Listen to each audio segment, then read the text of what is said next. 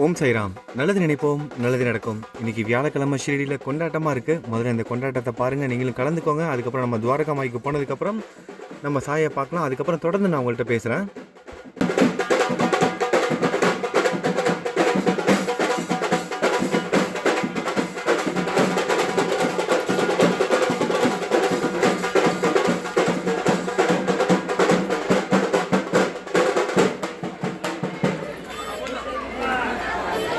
ஓம் சைராம்.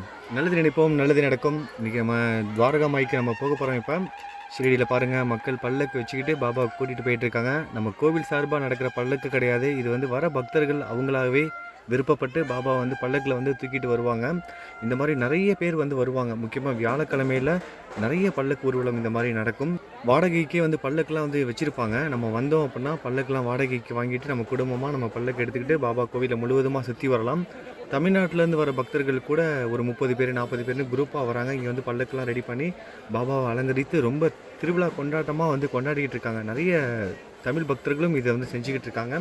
ஷிரடியை சுற்றி இருக்கிற மக்களும் இதை தொடர்ந்து செஞ்சுக்கிட்டு இருக்காங்க. இதுவும் அடுத்த மாதம்லாம் குரு பூர்ணிமா டைம்லலாம் சொல்லவே வேணாம். இந்த மாதிரி நிறைய பல்லக்கு ஊர்வலம் நம்ம பார்க்கலாம். இப்போ நம்ம துவாரகா மாய்க்கு வந்துட்டோம்.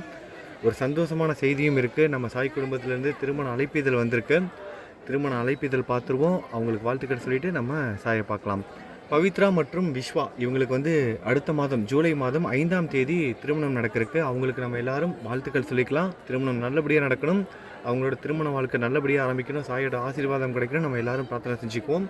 இப்போ துவாரகா மாயில் நம்ம சாயை பாருங்கள். இன்றைக்கி பதிவோட தலைப்பு பார்த்துருப்பீங்க. உங்கள் நம்பிக்கை வீண் போகாது, உங்கள் பிரார்த்தனை நிறைவேறும். உங்களோட நம்பிக்கை வீண் போகாது, உங்களோட பிரார்த்தனையை சாய் நிறைவேற்றி வைப்பார். வியாழக்கிழமை இன்றைக்கி கோவிலை முழுவதுமாக சுற்றி வர போகிறோம். இப்போ வந்து ஆரத்தி பாடுற நேரம். ஆரத்தி பாட்டு வந்து பாட போகிறாங்க. ஆரத்தி நடக்க போகுது நம்ம சாய்க்கு. ஆரத்தி நடக்கிற நேரத்திலேயே நம்ம கோவிலை முழுவதுமாக சுற்றி வர போகிறோம். அதனால் இது வந்து ரொம்ப சிறப்பு வாய்ந்தது. நீங்கள் எல்லோரும் கலந்துக்கோங்க. ஆத்மார்த்தமாக என் கூட சேர்ந்து முழுவதுமாக சுற்றி வாங்க. பேக்ரவுண்டில் ஆரத்தி பாட்டு கேட்டுக்கிட்டே இருக்கும். ஏன்னா கோவிலில் ஆரத்தி வந்து பாட போகிறாங்க. அந்த பாடலை கேட்டுக்கிட்டே கோவிலை முழுவதுமாக என் கூட சேர்ந்து சுற்றி வாங்க. ஒரு விஷயம் நல்லா ஞாபகத்தில் வச்சுக்கோங்க. உங்களோட மனசை புரிஞ்சிக்காத உங்களோட அன்புக்குரியவங்க உங்களோட மனசை புரிஞ்சுக்குவாங்க. கொஞ்சம் காலம் நேரம் மட்டும் எடுத்துக்கும்.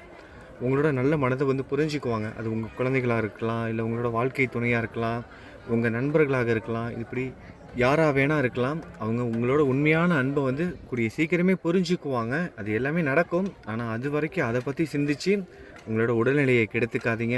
அண்ணன் பாருங்கள், எங்கேயோ போய்கிட்டு இருக்காரு. எங்கே போயிட்டுருக்காருன்னு தெரியல. நம்ம பின்னாடி வர்றது கூட தெரியாமல் எங்கேயோ போயிட்டுருக்காரு. அவரை கூப்பிடலாமா? அண்ணா திரும்பி பார்க்க மாட்டேங்கிறாரு. ஜெய் சாய்ராம். சரி வாங்க, அப்படி நடந்து போகலாம். நடந்து வரும்போதே ஆத்மார்த்தமாக உங்களோட பிரார்த்தனை என்னங்கிறத மனசில் நினச்சிங்கனாலே போதும். பாபாவுக்கு வந்து தெரியும். நீங்கள் நடந்து வரும்போது முழு சந்தோஷத்தோடு நடந்து வரணும். இந்த பரிகர்மாவில் அதாவது பரிகர்மான்னு சொல்லுவாங்க. இங்கே நம்ம வந்து கிரிவலம்னு சொல்லுவோம்ல, அதுதான் கிரிவலம். இந்த கோவிலை முழுவதுமாக சுற்றி வரும்போது நீங்கள் சந்தோஷமாக சுற்றி வாங்க. ஆத்மார்த்தமாக சந்தோஷமாக சுற்றி வாங்க. எந்த காரணத்திற்காகவும் அழுக வேணாம். ஏன்னா மனசில் ஒரு குறைகள் இருக்கலாம், ஒரு எதிர்பார்ப்பு இருக்கலாம். அது ஆனந்த கண்ணீராக இருக்கலாம், தவறு கிடையாது. ஆனால் பிரார்த்தனை நிறைவேறுமாங்கிற அந்த சந்தேகத்தில் அந்த அழுகை மட்டும் வேணாம். முழு நம்பிக்கையோட சந்தோஷமாக கோவிலை சுற்றி வாங்க. என் சாயி என் பிரார்த்தனையை நிறைவேற்றி வைப்பார், என் கூட இருக்கார். எவ்வளவோ கடினமான சூழ்நிலைகள் எல்லாம் கடந்து வந்திருக்கோம்ல, இதையும் கடந்து போக வைப்பார். அப்புறம் ஒரு முக்கியமான ஒரு விஷயம் சொல்லணும்னு நினச்சேன். நேற்றைய பதிவில் இந்த உடல்நிலை சம்மந்தமாக நம்ம வந்து பேசியிருந்தோம். தயவு செஞ்சு எல்லோரும் உடல்நிலையை வந்து பார்த்துக்கோங்க. குடும்பம்னு சொல்லிட்டு உடல்நிலையை விட்டுறாதீங்கன்னு சொல்லியிருந்தோம்.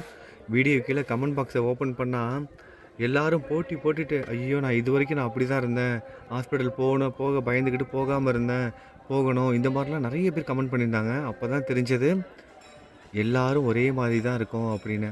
நம்ம எல்லோரும் செய்கிற தவறு இது தான். குடும்பத்துக்காகன்னு நம்மளோட உடல்நிலையை வந்து கெடுத்துக்கிறோம். இது நிச்சயமாக இருக்கக்கூடாது. ஆன்மீகத்தில் இருக்கும்போது நம்மளோட உடல் தான் கோவில், நம்மளோட மனசு தான் கடவுள். அதை எப்போதும் ஞாபகத்தில் வச்சுக்கோங்க. மற்றது எதுவுமே முக்கியம் கிடையாது. உங்களோட உடல் தான் கோவில். ஒரு கோவிலை எப்படி சுத்தமாக வச்சுக்குவீங்க, அந்த மாதிரி உங்களோட உடல் சுத்தமாக இருக்கணும், அதாவது ஆரோக்கியமாக இருக்கணும். உங்களோட மனசு தூய்மையாக இருக்கணும். இதுதான் ரொம்ப முக்கியம். உடல் தான் கோவில், உங்களோட உள்ளம், உங்களோட மனது தான் சாமி. இதை எப்போதும் மனசில் வச்சுக்கோங்க.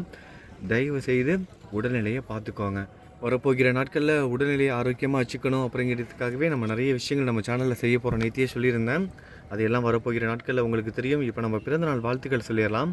நம்ம சாய் குடும்பத்தை சேர்ந்த மோனிஷா சகோதரிக்கு இன்றைக்கி 34வது பிறந்தநாள். மோனிஷா அவங்களுக்கு நம்ம எல்லோரும் பிறந்தநாள் வாழ்த்துக்கள் சொல்லிக்கலாம். அவங்களோட உடல் ஆரோக்கியத்திற்காகவும் எதிர்கால வாழ்க்கைக்காகவும் நம்ம எல்லோரும் பிரார்த்தனை பண்ணிக்குவோம். அடுத்ததாக கோமதி அம்மாவுக்கு 68வது பிறந்தநாள். கோமதி அம்மாவுக்கும் நம்ம எல்லோரும் பிறந்தநாள் வாழ்த்துக்கள் சொல்லிக்கலாம். அவங்களோட உடல் ஆரோக்கியத்திற்காகவும் நம்ம பிரார்த்தனை பண்ணிக்குவோம். அடுத்ததாக கீர்த்தனா சகோதரிக்கு 21வது பிறந்தநாள். கீர்த்தனா சகோதரிக்கும் பிறந்தநாள் வாழ்த்துக்கள். அவங்களோட உடல் ஆரோக்கியத்திற்காகவும் எதிர்கால வாழ்க்கைக்காகவும் நம்ம எல்லோரும் பிரார்த்தனை செஞ்சுக்குவோம். இவங்க மட்டும் இல்லாமல் இன்றைக்கி நம்ம சாய் குடும்பத்தை சேர்ந்த அழகு மீனா அறிவழகன் அவங்களுக்கு 18வது வருட திருமண நாள். அழகு மீனா அறிவழகன் தம்பதிகளுக்கு நம்ம திருமண நாள் வாழ்த்துக்கள் சொல்லிக்குவோம். இவங்க மட்டும் இல்லாமல் வேறு யாரெல்லாம் இன்றைக்கி பிறந்தநாள் கொண்டாடுறாங்களோ அவங்க எல்லாருக்கும் பிறந்தநாள் நல்வாழ்த்துக்கள். திருமண நாள் கொண்டாடும் தம்பதிகளுக்கு திருமண நாள் நல்வாழ்த்துக்கள்.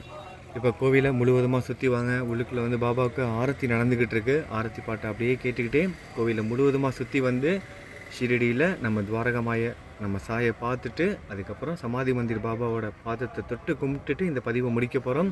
முழுவதுமாக கலந்துக்கோங்க. இதுக்கப்புறம் நான் பேச மாட்டேன். நீங்கள் சாயி சாயின்னு சாயோட நாமத்தை ஜெபம் பண்ணிவிட்டு அப்படியே ஆத்மார்த்தமாக கோவிலை முழுவதுமாக சுற்றி வாங்க. நல்லது நினைப்போம், நல்லது நடக்கும். ஓம் சாய்ராம்.